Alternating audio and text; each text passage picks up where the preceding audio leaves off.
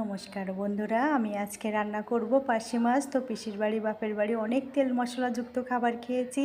তো আমি আজকে হালকা সরিষা বাটনা দিয়ে রান্না করব যাতে গ্যাস অম্বল না হয়। তো প্রথমে তেলে পাঁচফোড়ন দিব, কাঁচা লঙ্কা, শুকনো লঙ্কা, পেঁয়াজ দিয়ে নেড়ে চেড়ে ভেজে নিব।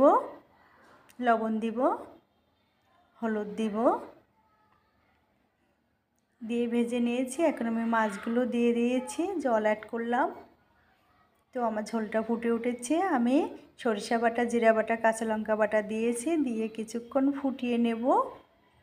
তো লাবানোর আগ মুহূর্ত সরিষার তেল দেব, দিয়ে নামিয়ে নেব বন্ধুরা। তো দেখো আমি নামিয়ে নিয়েছি, দেখো কতটা লোভনীয় হয়েছে। আমি হালকা গ্রেভি রেখেছি, খেতেও অনেক মজা বন্ধুরা। তো এভাবে সরিষা বাটা দিয়ে পার্শে মাছ রান্না করে দেখো বন্ধুরা, খুবই ভালো লাগে।